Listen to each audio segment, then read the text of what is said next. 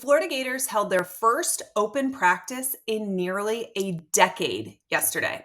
And the reports of what we saw and what went on at Ben Hill Griffin Stadium have us incredibly encouraged for what we may see coming in the fall. We're not burying anything in today's video, so let's get you caught up on everything that you need to know and all the things that went down in the scrimmage. I know there are some questions around potential injuries, and we do have an update on that. But first, let's talk about what everybody wants to hear about first, the quarterbacks. I know if you went in person or you saw on social media, you know that Mertz had a good day. He definitely looked like the man to beat in the competition for quarterback one. We have told you on this channel multiple times that he is going to be quarterback one, that those are the rumors that we have heard coming out of this locker room for a couple months now at this point. However, there was some more interesting news about the quarterback for who might be QB2. But let's talk about Mertz first. He was more consistently accurate out there than any of the other guys, and he is clearly the leader of this team. He took the lion's share of the first team reps, and honestly, he looked pretty darn good. However, the man in second and the guy pushing Mertz for first really looked to be Max Brown, not Jack Miller, which is kind of interesting because that's not what we saw in the spring really at all. Brown looked pretty darn good out there. His ball placement and accuracy did not appear to be quite as consistent as Mertz, but he completed a lot of passes and he made a few spectacular throws. Jack Miller, unfortunately, did not have a very good day. Reports are that he's fairly accurate overall, but he did make some glaring mistakes in the red zone passing drills, including a pick and a 10-plus yard overthrow, and those were on back-to-back reps. So basically, I think that at this point, Mertz and Brown have pulled away in the race. And this is also supported by some other rumors that we've been hearing, and that's that Napier already told Miller that he is out of the race for quarterback one. And this is just such a change from the spring, right? And that really, I think that there's some implications that we can pull from this. Miller and Mertz, very similar numbers in the orange and blue game. I would say that they slightly favored Mertz, and Brown really didn't have any reps in that game at all. So I think what this indicates for us is that Mertz and Brown have really made a lot of strides this summer and into fall camp. And I don't think it means it's a regression for Miller. I just think it means that Mertz and Brown are taking care of business, doing what they need to do. There's been growth for both of them, particularly for Brown, which that's one of the things we want to see. So that's really, really good news on the quarterback front. We are 25 days away from kickoff against Utah, and we are getting so close to our goal of 5,000 subscribers. We're announcing our giveaway winner this week, so stay tuned and help us get there by sharing this video with a friend.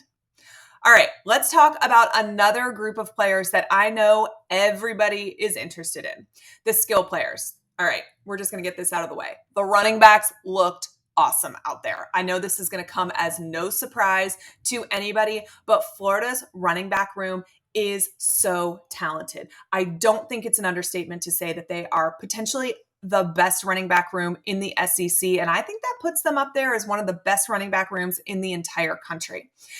ETN broke off multiple big runs. He looked particularly quick in solo drills.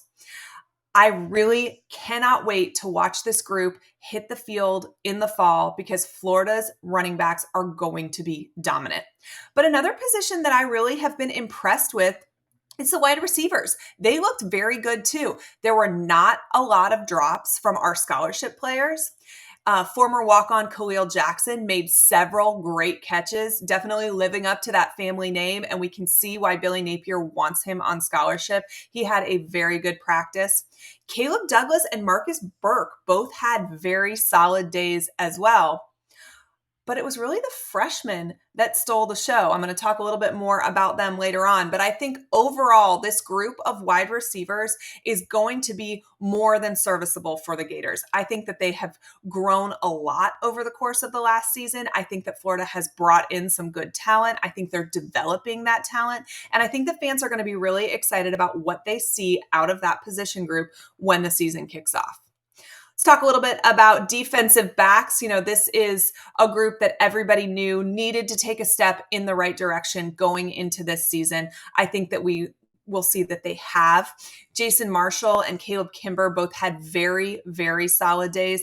But again, the freshmen stood out. And that's something that I'm going to talk about all of the freshmen that were really impressive in practice in just a minute. But I really do think that this is another group taking a step in the right direction.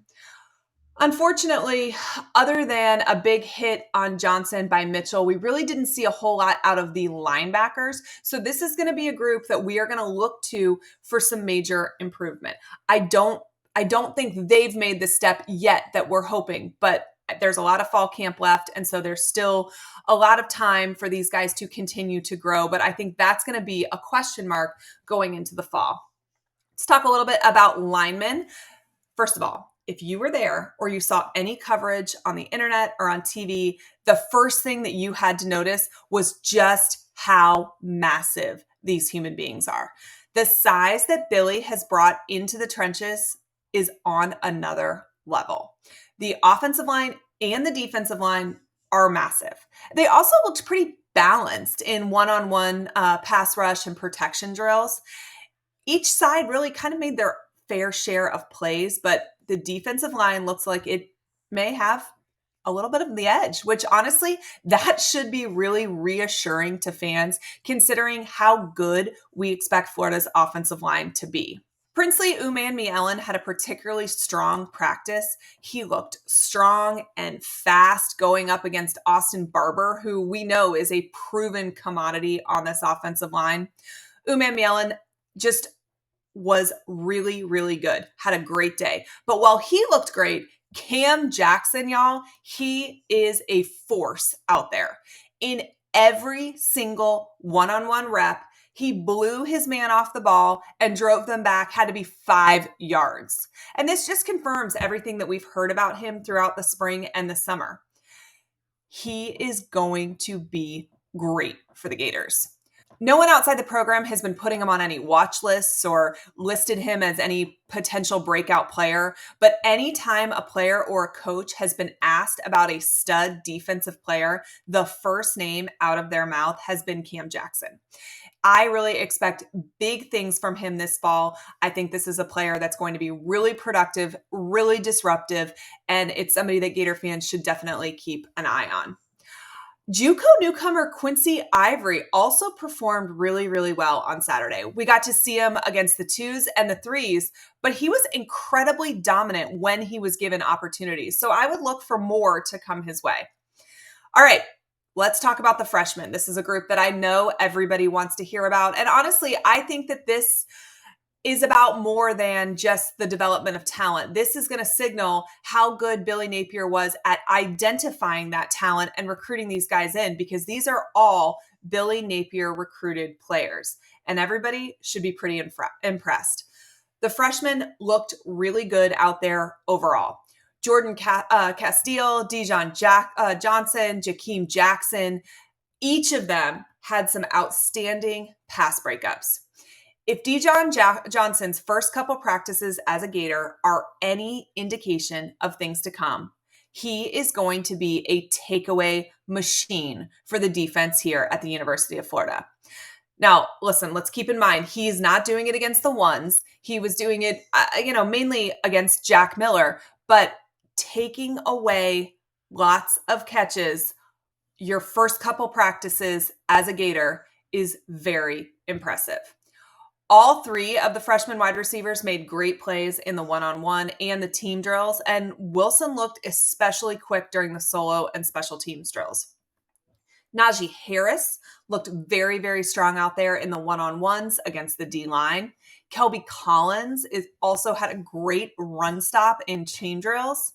Treon Webb put his bruising style of play on display for all to see on Saturday. Talked a little bit about that running back room already, but man, the future is bright at that position. Okay, and I know that there were some people missing from the sidelines on Saturday. Saw a lot of chatter on Twitter wanting to know where they were. Nothing that I think anybody needs to worry about over the long term. Ricky Pearsall wasn't there because he is battling an undisclosed injury. So Gators hope to get him back very quickly. Devin Moore is out due to an upper body injury. Shamar James was out due to a knee injury. We heard about that a little bit earlier in the week. Shouldn't be anything that takes too long to recover from. And Lindell Hudson was out with a concussion that he sustained in a car accident earlier in the week, so not practice related. These are all guys the Gators expect to get back sooner rather than later. So this was a great day for the Gators. There was highlight reel plays being made all day in the Swamp, including a sideline interception by G. Johnson, several big runs by ETN. Terjada Mitchell laid the boom on Montrell Johnson at the goal line during red zone drills. We talked about that a little bit earlier. Overall, there seemed to be a really good balance between the offense and the defense. We didn't see one side completely dominating the other. And honestly, I think that that is a really strong indicator that Austin Armstrong's defense is taking steps in the right direction, that there is improvement there. We know Florida has a great offensive line. We know Florida has a great running back room. We know Florida has a pretty darn good wide receiver room. So when you know all of those things, but you're still seeing the defense being able to hold their own, I think it's a great sign for things to come. And listen, there's only so much we can draw from our team playing against ourselves, but the practice was incredibly organized, fast-paced, run really well, and there was definitely not sloppy football being played by our squad. And I think that seeing the freshmen being so impressive throughout the entire practice is really exciting for the future of Gator football. It gives fans something to look forward to. It's another sign that Billy Napier is moving the program in the right direction. There is a lot of confidence and positivity within the football program. You could feel that from the sidelines. The expectations for the Gators from the media and the rest of college football, those are in the gutter, right? Nobody expects anything out of the Gators this year. We've even heard that Billy Napier's on the hot seat. And I'm not expecting Florida's going to win the SEC this year, but I wouldn't pencil us in for a losing season just yet. I think the Gators are going to impress some people. I think they're going to get more wins than Vegas is predicting. And I think this team has moved further towards the direction that fans want than the nation realizes. I want to give a shout out to our guys, Nick and Trey, who are out there updating us. It takes a whole team to make this channel run, and I so appreciate the team we have here at A Peek Inside Gators Football. All right, so what does Saturday mean, big picture, for Billy Napier? This was an easy win, okay? Florida hasn't had an open practice like this in almost a decade.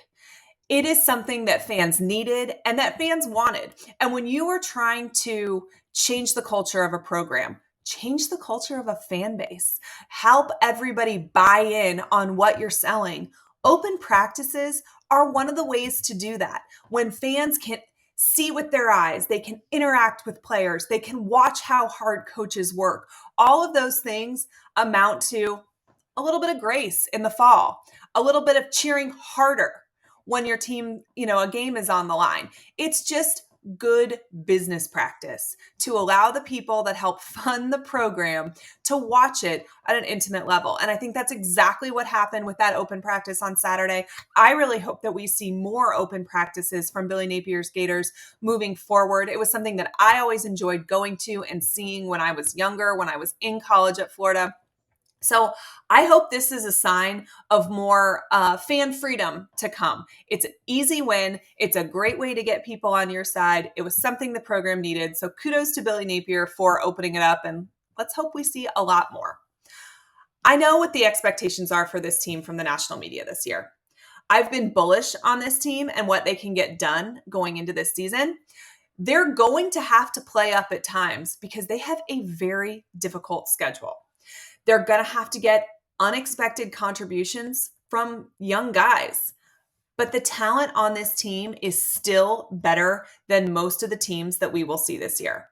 I am excited to see what this team does through the rest of fall camp. Make sure you're locked in with the channel because we'll have updates coming from close practices as they happen as well.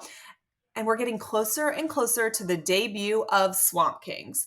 We spoke with someone who was inside the building during the glory years. So if you want to check that out, you can click right here.